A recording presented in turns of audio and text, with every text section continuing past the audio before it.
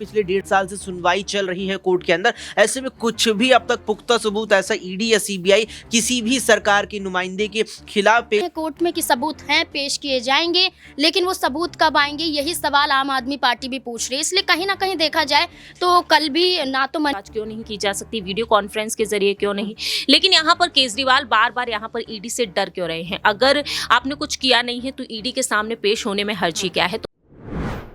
नमस्कार, next 9 news देख रहे हैं आप और मैं हूं आपके साथ प्रज्ञा सिंह।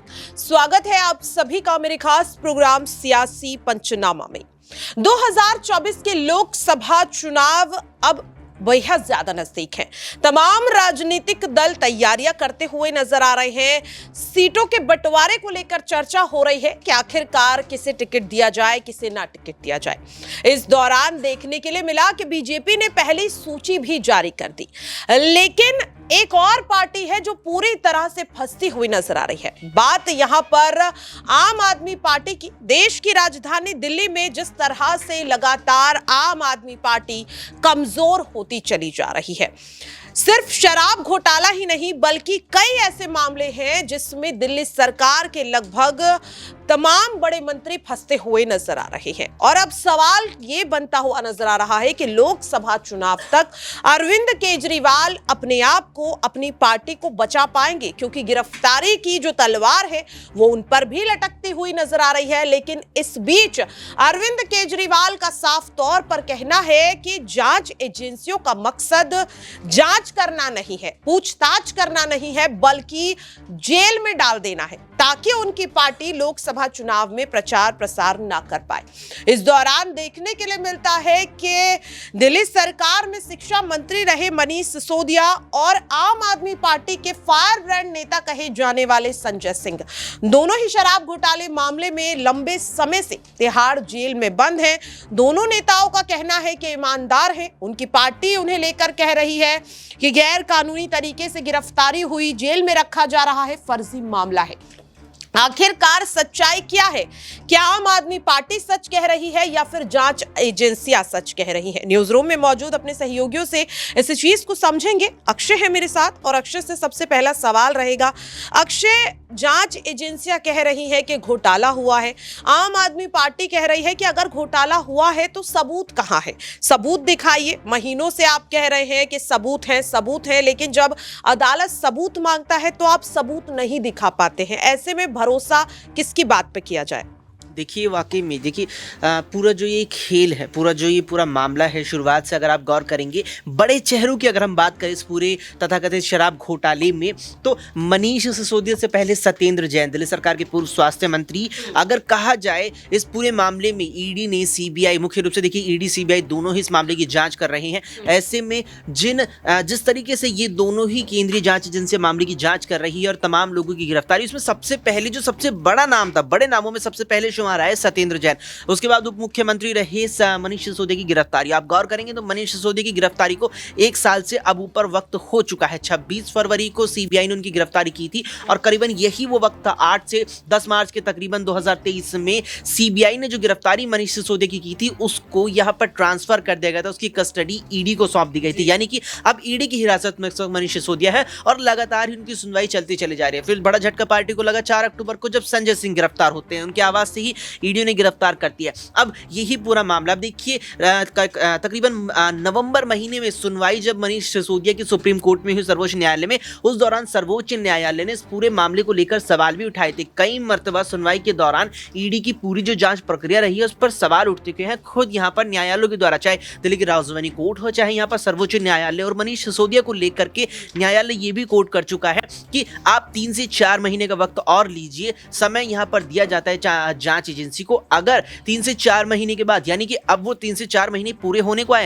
यानी कि मार्च और इस अप्रैल के वक्त में आपको लगता है कि जांच आगे नहीं बढ़ पा रही है, जांच वहीं की वहीं है, लेकिन समय बीतता जा रहा है, ऐसे में आप फिर से अपनी जमानत अर्जी यहाँ पर दायर कर सकते हैं और उस पर फिर से विचार किया जा सकता है। यानी कुल मिलाकर के जो पूरी जांच की प्रक्रिया है, चाहे ईडी की हो चाहे सीबीआई की हो, और जिस तरीके से लगातार पिछले 1.5 साल से सुनवाई चल रही है कोर्ट के अंदर, ऐसे में कुछ भी अब तक पुख्ता सबूत ऐसा ईडी या सीबीआई किसी भी सरकार के नुमाइंदे के खिलाफ पेश नहीं कर पाया, जो सिद्ध करता हो कि वाकई में बड़े स्तर पर शराब नीति में घोटाला हुआ है और उसमें आम आदमी पार्टी के तमाम नेता शामिल रही हूँ।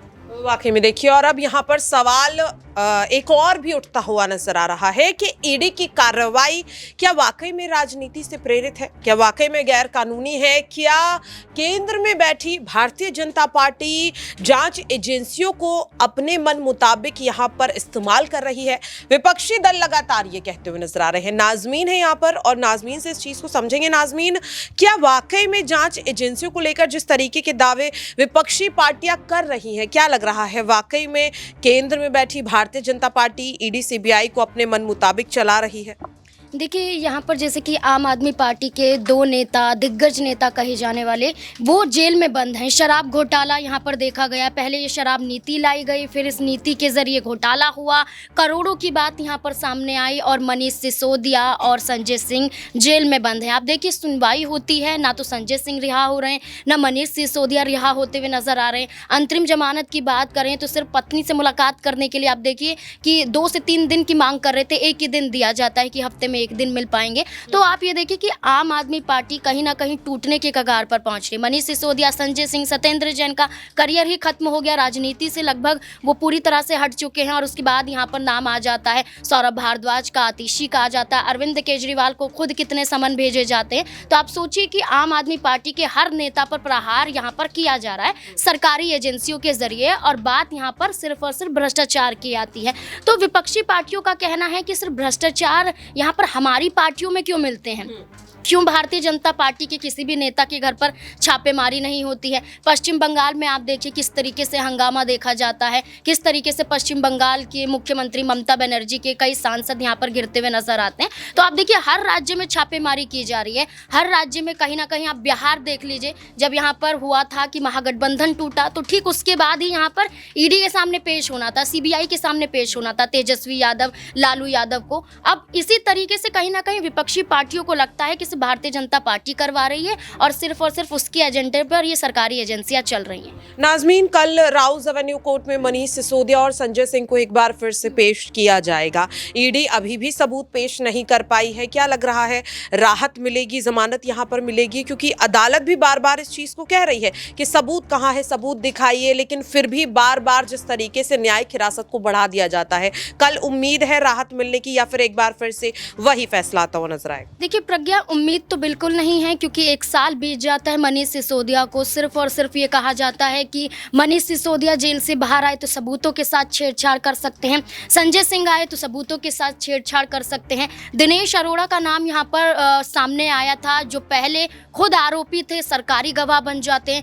अब कहाँ है, कोई ठिकाना नहीं, कोई पता नहीं। तो उस आधार पर कहा जा रहा है आरोपी सरकारी गवाह बन रहे हैं, लेकिन जो सबूत दिखाने की बात कर रहे हैं उनके सबूतों को दरकिनार किया जाता है।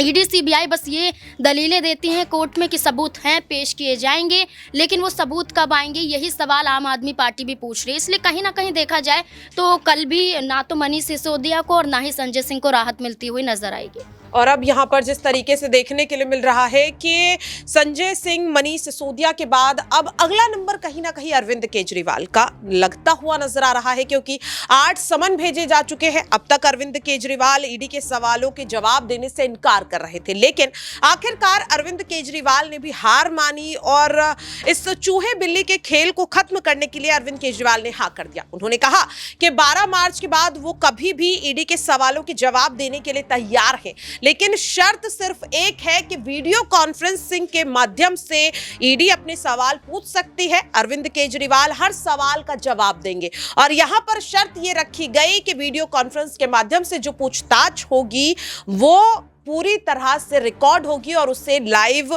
प्रसारण भी उसका किया जाएगा। लेकिन ईडी इस बात पर अपनी रजामंदी देती हुई नजर नहीं आ रही है। ईडी ने कहा ऐसा कोई प्रावधान नहीं है, जिसके बाद आम आदमी पार्टी कह रही है कि ईडी बार बार इनकार इसीलिए कर रही है क्योंकि ईडी का मकसद जांच करना नहीं बल्कि केजरीवाल को गिरफ्तार करके जेल भेजने का है।